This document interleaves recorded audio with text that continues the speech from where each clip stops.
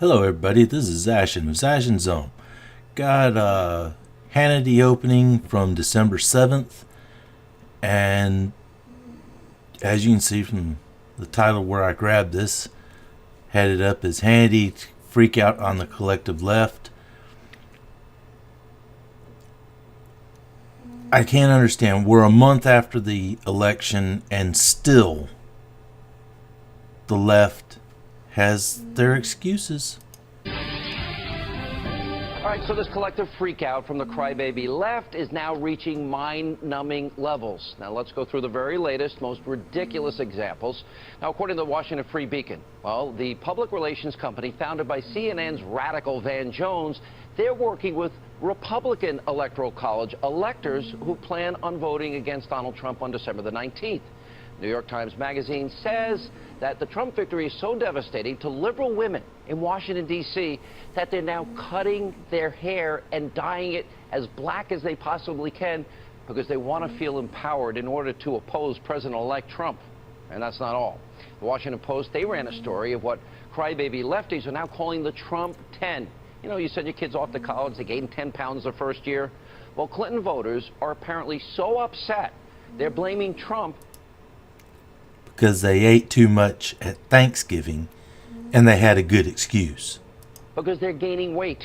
And Cosmopolitan magazine, they put out an article with this headline, quote, "I haven't had sex in weeks and I blame Donald Trump." I blame the fact you're an idiot. And of course, over at The View, we have Joy Behar and others. They've been losing their collective minds over the election. It's like they got three Rosie O'Donnells. Take a look. One smart person said that they think that what's going to really happen is the Republicans are going to turn on him, and Pence will eventually start doing the presidency. What do you think about that? I mean, it was just a... All right. The only way Pence is going to become the president is if somehow Trump dies, has a stroke, or resigns. Pence was not elected. Pence is not the person that the voters have put in the office. Donald Trump is the president. Get over it. Yes. Watch your uterus. That's all I'm saying. But this new administration is bringing in something we haven't seen in a long time. Mental illness. And that is... Apparently, Whoopi's about to have menstrual pain. Sorry, I couldn't control myself. Sorry. Ladies, your uteruses will be fine. Then there's President Obama's close advisor, Valerie Jarrett. And here's what she said about the election outcome. Poor woman. You know, obviously, we were surprised by the outcome of the election, and it just kind of, you know, was I'm not sure what the right analogy would be, but like a punch in the stomach, let's say. Soul crushing might be another description. So very... And notice, she said soul questioning. That means she's actually seeing there is a problem with their ideology. It's not, and their policies. It's not just the fact that, oh, Trump voters are racist. Sad. And of course, left-wing Hollywood, they can't take it either. In an interview with The Hollywood Reporter, Tina Fey is claiming that President Trump will turn the country into Nazi America. And under uber-liberal Michael Moore, well, he's saying Republicans are going to bring about an onslaught of suffering from day one. Watch this. The majority of Americans, let's say it again, wanted Hillary Clinton. The majority of Americans did not want Donald Trump. It is the responsibility of this minority of Democrats in Congress hold to on. block, obstruct, disrupt. And you know what? It was a job of the minority of Republicans, which then became the majority of Republicans versus Obama, to do the exact same things. So I can't blame Michael Moore for making this idea out, putting this idea out there. It is why the Republicans have been thought of as the party of no for the last 6 years. And do whatever they can to prevent the onslaught that is going to happen with Donald Trump. He's going to be inaugurated on January 20th and January 21st, which is a Saturday. Don't be surprised if the Republicans call a Saturday session of Congress, and they are going to pass. Well, on January 20th, after the inauguration, it's my hope that he walks right into the Oval Office and signs away all the improper, gotta find the right word here, acts that were enacted by the president. The ones that were done just with a signature, and gets rid of them. So that's going to kill a whole lot of the power that was there in the first place.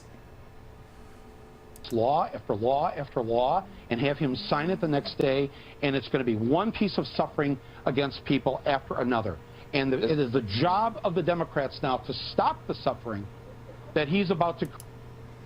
Well, law after law after law will be took down, but I don't think it's going to be anywhere near as fast as Mr. Moore thinks, because anytime you get more than 2 people in a room, getting decisions done takes longer than that.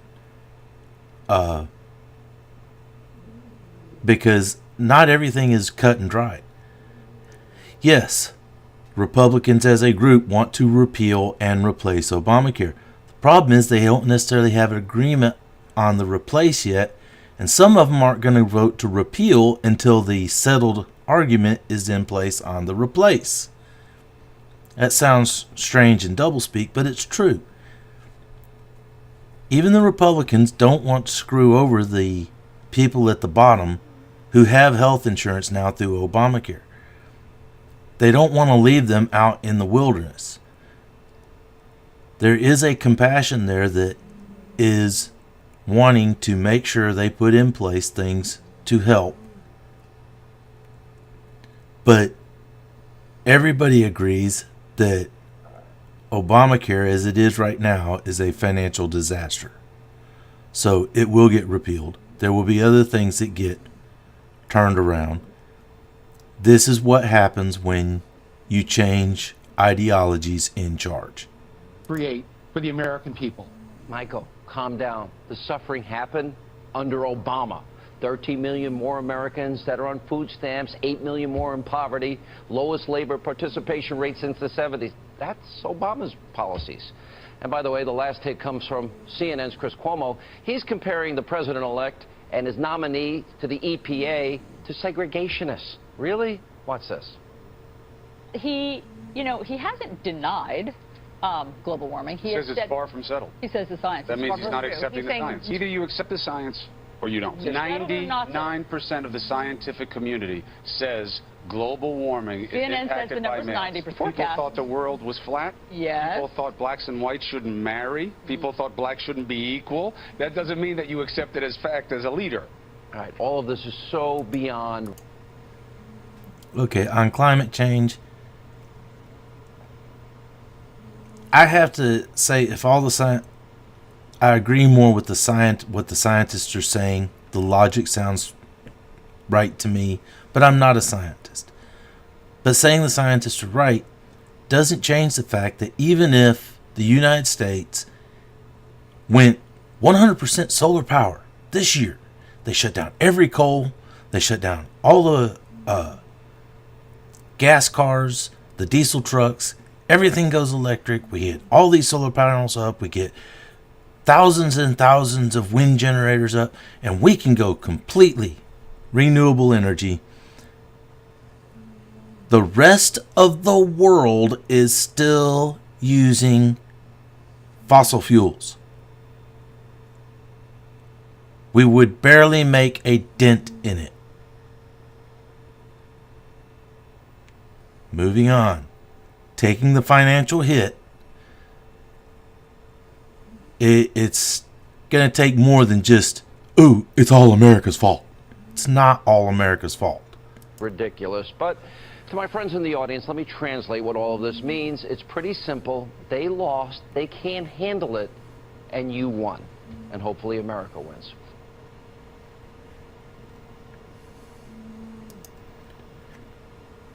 Alright, my final thoughts on this opening. He hit some honest facts.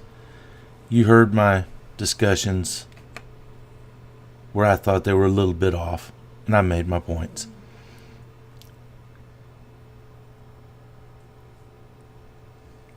My biggest worry is something he didn't cover too much of there, and that is the limitations that they keep talking about on free speech. The fact that we want to let corporations now control our speech. YouTube, Twitter, other social media, limiting what people can say based on moral ideology.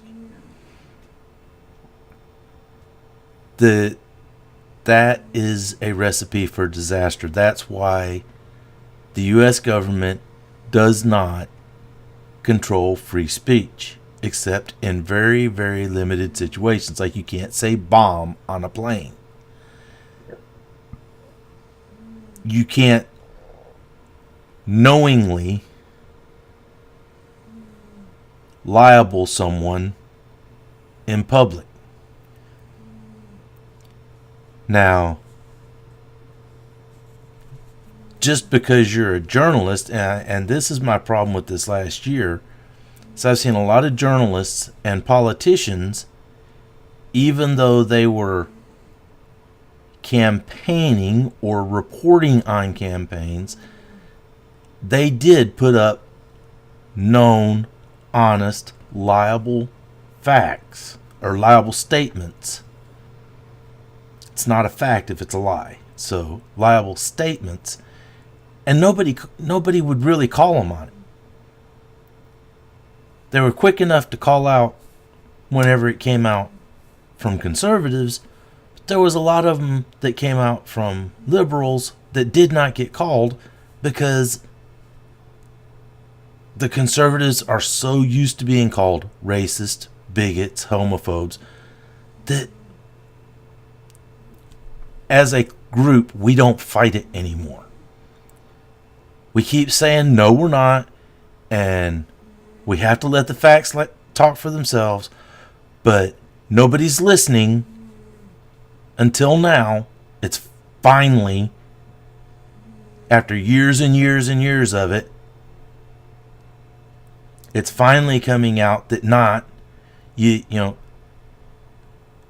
everybody says not all blacks, not all Hispanics. You know, the not alls are thrown out real quick whenever we're talking about negative things for minorities. But when you say whites are racists, it's not. Nobody immediately comes up, well, not all whites. No, all whites are racist, because even if they don't understand it, they have racial bias. Or they have, what is it called? White privilege. I'm sorry, if you got no money, you ain't got no privilege. Because if you got no money, you're going to be out on the side of the road looking for somebody to help you out. Whether you're white, black, Hispanic, Japanese, it don't matter. But freedom of speech is something everyone has, regardless of their financial situation. That's it for me on this episode. Y'all have a good day, and I hope you found this insightful. Make some comments down below. Like, favorite, subscribe. And we're going to do another one here in just a little bit. Goodbye.